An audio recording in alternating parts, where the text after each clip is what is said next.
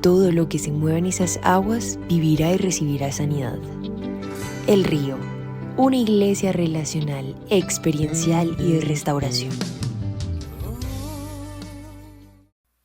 Hola, muy buenos días y bienvenidos una vez más a otro video podcast aquí en el Rio Iglesia Cristiana sin libreto. Y hoy tengo a un grupo de invitados bastante especial para nosotros como iglesia, para mí como persona, porque se han convertido en amigos, más que compañeros de ministerio, en amigos. Así que quiero presentarles a Brian, Alan y Mike, que son parte de los directores del ministerio de Soter Ministries, que trabaja con nosotros en asocio en misiones, en las grandes misiones que hacemos como iglesia para afectar y para llevar el evangelio a comunidades, pero también para hacer un trabajo bien interesante con la parte de bomberos voluntarios colombianos. So welcome guys to Colombia, welcome back to Colombia, and thank you for coming to this country. I would like to start with you, Ryan. I would like to know, why is the name Soter so important for you guys? Where did you get that name?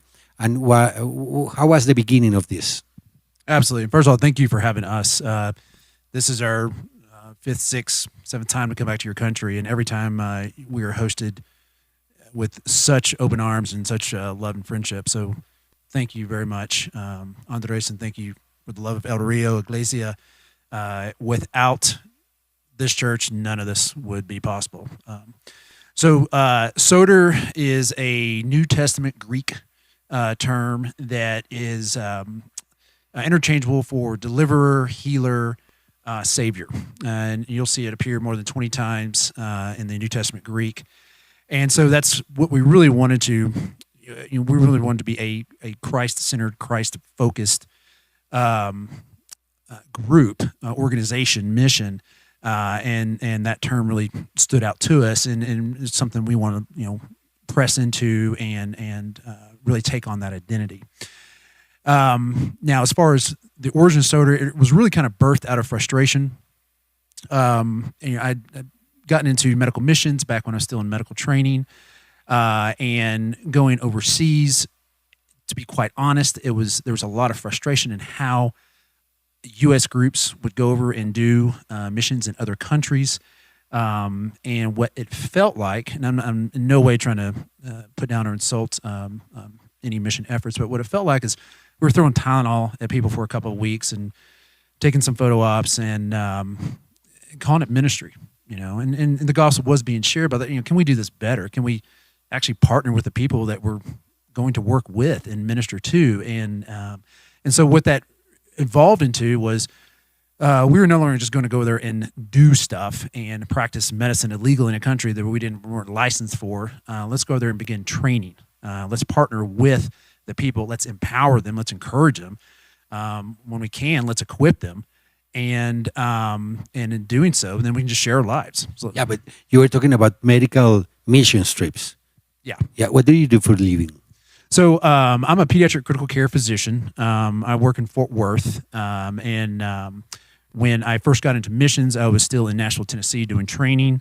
When I graduated from that, moved to the Dallas-Fort Worth area and have been there ever since. And back to your original question, when we first started Soter, the heart and the idea was, should we start a clinic overseas as a part of our mission effort to reach other people? Should we start, would it evolve into a hospital? And the Lord had different plans for us. Which plans? Well, and what it evolved into was we saw a need. And so, we felt Christ is meet the needs that are around you. They're in front of you. They're before you. And we saw a huge need for pre-hospital care. And when it comes to pre-hospital care, I can recruit all the physicians in the world, and I'm pretty good at it, and I'm pretty charismatic about it, and it wouldn't do me a thing. So I really had to shift gears into something I knew nothing about, and that was begin to recruit people who knew how to do that. And that's going to be your EMT, paramedics, technical rescue, firefighters. And the more I did that, the more it just became this absolute excitement to be a part of that community and quite honestly be adopted by that community. So the shift of and focus of Soter went from, we're going to build a clinic, we're going to build a hospital, we're going to build some sort of stationary medical outpost in which people can come receive care, but also in doing so, receive the love of Christ. That shifted, and what the Lord led us into, and what He surrounded me with, were men like, we're firefighters, and we do things on a street level. And what we found in these countries that we were attempting to go into, and that we'd been into, that's where the real need was. Even when you look at the World Health Organization stats, the number one cause of death is traffic accidents across the world. Well, let's recruit guys that can now teach other people overseas to address those issues, and in doing so, can we reduce morbidity and mortality? But more so, can we share our lives and the love of Christ while we teach them to do it? Okay, so then you made a mix between medical stuff and the firefighters in America, isn't it? All of them are from the U.S. Okay. We formed a team from the U.S. and Alan sitting next to me was one of the original team members. He doesn't even. I live in Texas, as I said. He lives in Arizona, 2 states over for us. So it makes no sense that he would be one of the first people that we recruited in the Soter. When we began to recruit more and more guys, it started to take on a life of its own. We got guys from Dallas, guys from Irving, guys from California, Arkansas, where else? Houston, that would come and be a part of this effort to share their skills, their professional talents, do it at a level that the people working with have not experienced before, but also do it in a way they had not experienced. And that was, we're here to partner with you. We're here to walk with you, not to show you what we know and belittle you in the process. Okay, Alan, how did you think when they called you and they told you about this vision? So I was a last-minute addition to my first mission trip. I replaced a firefighter who had gotten hurt. The pastor at my church had reached out to me and asked me if I was interested.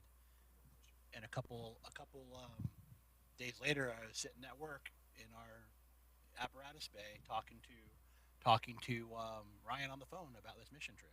Okay, Alan, tell us about that first mission trip, and how was the beginning, and how was that experience for you? So my first trip was to Albania. We flew into Albania, and my first thing that I noticed is there's columns of smoke everywhere. Like when you look out the window, I have a picture still I see every once in a while, and there's columns of smoke everywhere. No idea. I thought they were a bunch of little wildland fires. And when we landed, Did you have any idea of Albania? How was it? I had no idea. How many hours flying? 11 hours to London, 3 hours to Albania, and then with an overnight stay in London. Wow. So it was it was a 2-day trip to get to Albania. Wow. And so 2 days later, this is the first time I've been anywhere outside of the United States besides Canada and St. Lucia, where I went on my honeymoon.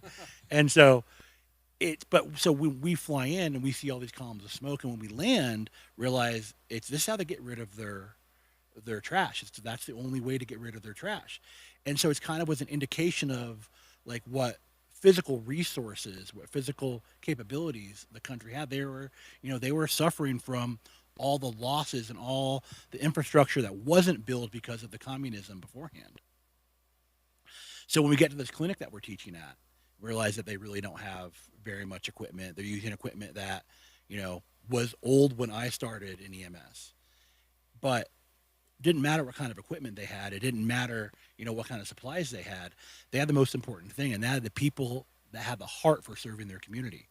And it was, you can't ask for anything more than that. The people that showed up to be trained by these Americans, and at first they thought we're going to be like typical Americans coming in and be like, no, you're doing it wrong. That's not how we do it.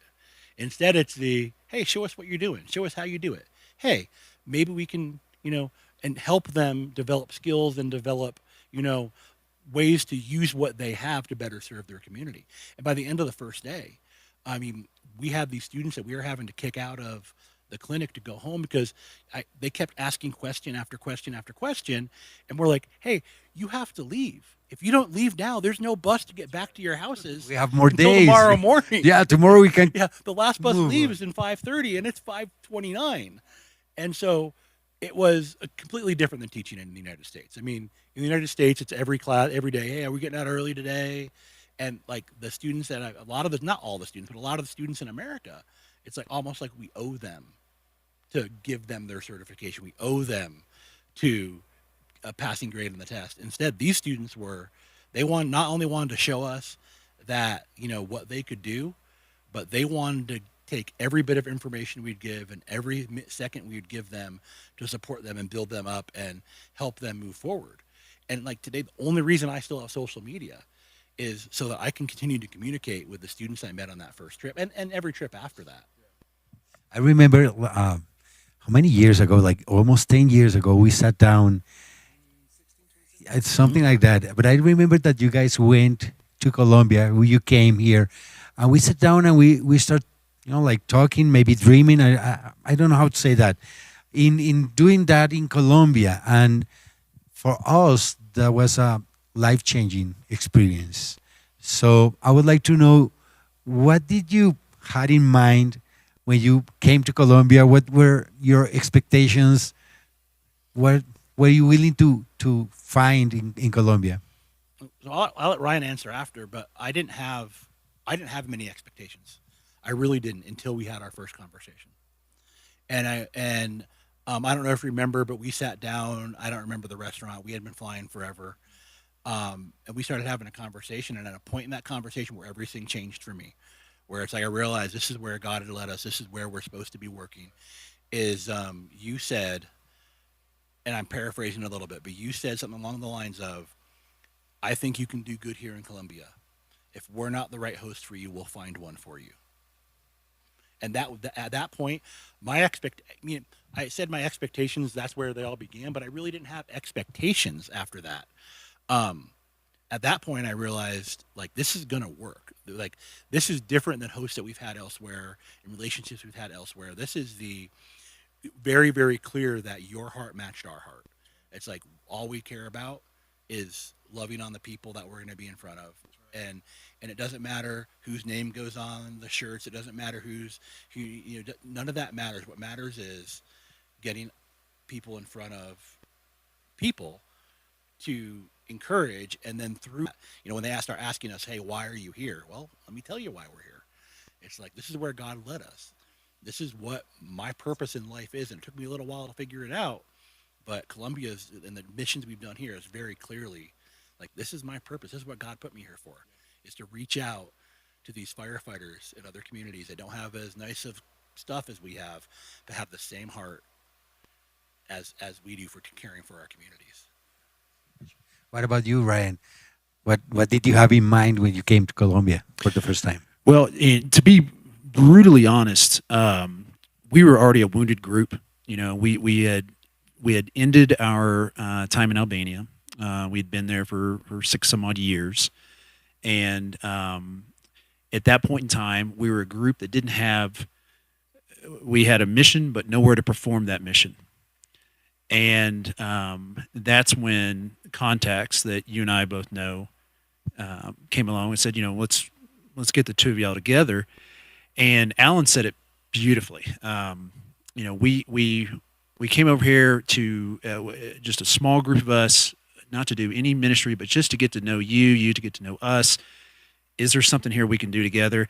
And what you did day one is just reveal your heart, and when you revealed your heart and you showed us your grace, we were so attracted to that we still talk about that to this day. And it's that same heart that you've now shared with all the guys on our team, and all the guys on our team are so attracted to that and to you and the heart that you and this ministry and your church has for people that, it was not what we were expecting. We were not expected to be moved to tears, and we were literally moved to tears, if you recall, when we got to meet you, because we were a wounded group, and literally El Rio, you, now Voluntario, came alongside of us and said, let's partner together. And that's what the gospel really is. It's done in relationship. So you've got the Soter team, you've got the Voluntario from El Rio team, and we've come together under one banner, and I absolutely love this, and you and I have talked about this many times. Now it's a Rescate banner. And everything is done in relationship. And I feel like that is how the gospel is meant to be shared in shared suffering, shared joy, shared peace, shared pain, carrying each other's burdens. So you've got two groups coming together, and in doing so, carrying out a mission that just brings so much joy to us, that we are just hungry to keep going. Okay, that's amazing. It's inspiring. But I want to go to Mike, because each year Soter brings like a new member, and last year was your first time here in Colombia. I would like. There's a question that we always do in the small groups meeting we have with the firefighters is, what do you need to be? Oh no, what were you rescued for? I would like to know your answer to that question. What kind of life were you rescued for? Well, spending 49 years as I would call it a militant atheist. Finally realizing the mistake. I think God was being very patient and steering me a certain way, and finally, oh, okay, I've been wrong my entire life. Cool. And then once you have that paradigm shift, you get extremely hungry. It's like you've been starving. It's extremely hungry for God. And once you get that in your heart, you want to share it with everyone, because I was like, I was so wrong. Let me show you what I was wrong about, and let me bring you along with me. And I was looking for a mission. You don't want me to build you a house. I can't build you a house because it'd fall down. Work in a food bank, but that's only helps for a little bit. I was struggling for a mission, and luckily through a friend at our church, as my wife brought me to, or introduced me to, I guess you want to say, making friends there, ran into another fellow firefighter that knew Ryan, and he was having a men's group, so he recruited me to come, cook steaks and stuff for the guys, and met Ryan for the first night, and he put... Did he cook? No, he was a guest. He was there to help. Okay. So he presented basically the men's group, the Soter mission, and some of the stuff they'd been doing, and just kind of went over what the whole thing was. And then I was like, wait a minute. So you're saying we can share God and do fireman stuff? I'm like, wait a second, this is too perfect. These two lines cross. And so, bullet in the brain, I was like, this is it. And he didn't even have to really set the hook. He just threw the hook in the water, and I just jumped on it. So, which is a blessing for me that these guys took a chance, because some of the guys that are on the team knew me from my former life, and they're like, who are you talking about? You sure it's the same guy? And they're like, no, this is a picture. They're like, but once we got all back together, it's like realized, okay, yeah, he's had a huge shift in his life, and then we're a 180-degree difference. How has been your experience since last year in Colombia? I think I get more out of it than the Bomberos do, because just to see their hearts and how much they care about their communities. They're doing stuff with bare bones equipment, bare minimum money, and it's all heart. Like the mission last year, we went to open air fire station. It's 90 degrees with 100% humidity, one ceiling fan, and these guys are out there with smiles on their faces, doing hard work. One of my best experiences was the ladies cooking, volunteering. They are sweating like crazy, and so are we, and they're back there dancing and singing, and I was like, this is the greatest place ever. And which is weird, because when I left to come here, our guys were sitting around the kitchen complaining that our dishwasher was leaking, and I was like, we have multi-million-dollar stations and equipment and gear coming out of our ears, and we still complain about it.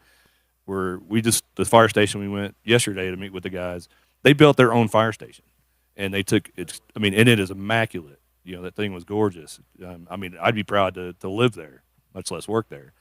And just to see the pride and the heart that these guys have, you can't help but want to just pour out and live into them and like help them as much as possible. So. I know that you were a sailor before, and then you became a firefighter. So why a firefighter? from the water to the fire. It's kind of a Well, if you've ever been in contradiction. the Navy, the ship is your house, and if the house catches on fire, you have to use water to put the fire out. So you're sinking your house too. So basically, it's split in half. Half the guys are getting the water out, the other half are putting more water on the fire. So it's this constant struggle, and so everybody goes to fire school, basic fire school, and then if you show some competency, they send you to more advanced stuff, and through some finagling and some stuff on my part, I actually got to go to EMT school, and through that you do ride outs with the fire department, and so I was like, oh, this is an option, and I was when I was a kid, I was so dumb. I thought the way to be a fireman is your dad had to be a fireman, and you just got into the family business. I didn't know you could apply for it.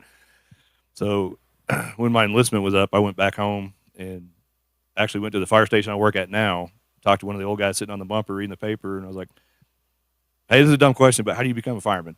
And he's like, you just got to go down the road here, go to this college, and and get your certifications, and then you start testing around cities. And lo and behold, the Lord blessed me. I got to go to that college. I actually work for the city I grew up in, and my current fire station is the one that I met the guy that kind of steered me the right way. And now I work at the fire academy that I went to years and years ago. So this perfect storm of awesomeness, and that's why I look back on my life. I'm like, none of this should have happened. None of this should have happened. I've been blessed every step on my way, and now that I can take the 1,000-foot look at it, and I was like, this was God steering me the entire time, like, no, dummy, let's go this way. It's kind of like a pinball, and finally, had enough, patience and grace to finally put me in a spot where I can give back. So, And when you guys come to Colombia or any place, you have like a structure of teaching. You're going to teach about how car rescue, fire, all of the pre-hospital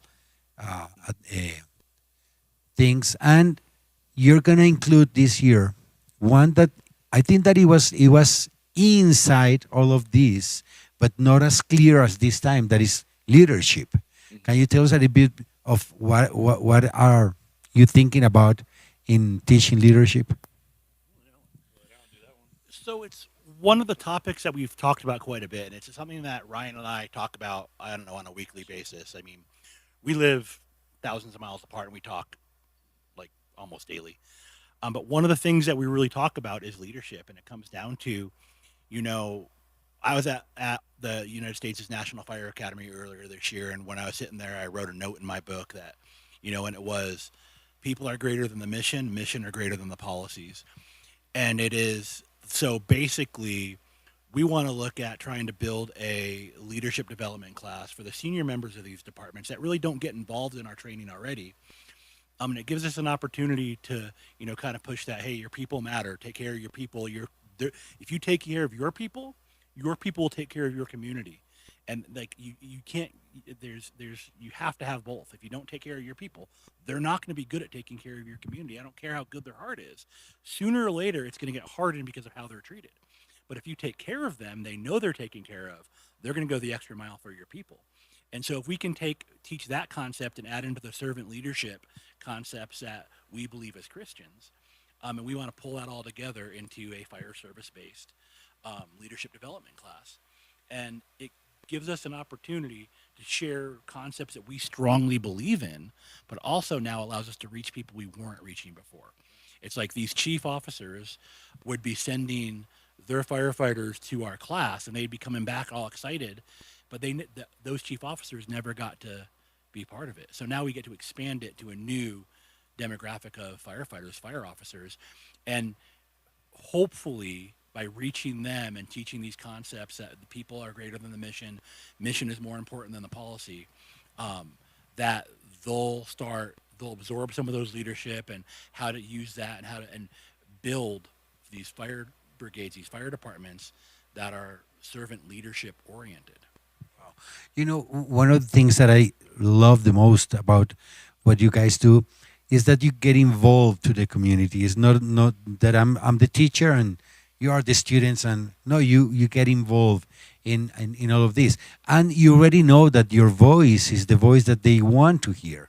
So I love when you start talking about Jesus because they're expecting only for you to talk about fire and how to rescue somebody and how to, stabilize a car or something like that. But when you start talking about Jesus, it's like something is happening there, because they realize that there's something bigger than the mission. There's something bigger than themselves. It's Jesus, and He's in the middle of the mission trip all over the time. So I want to say thank you guys for coming to Colombia. Thank you for partnering with us, because it's a pleasure. It's an honor to us, and I hope not only 10 but 20, 30, any number of missions that God puts in your heart, in our hearts, and partner together. It's a big blessing to us. So thank you for coming to Colombia. And well, next year is going to be El Rosal, and next year we're going to be celebrating our 10th anniversary. Marinilla, the one that we start. Yeah. Well, thank you guys for everything. Para todos ustedes, muchas gracias. Un abrazo fuerte. Que Dios los bendiga. Y bueno, vamos a continuar con más temas en este video podcast sin libreto desde el Río. Que Dios los bendiga. Andreas, can I say one last thing? Yeah. Creamos was a better name.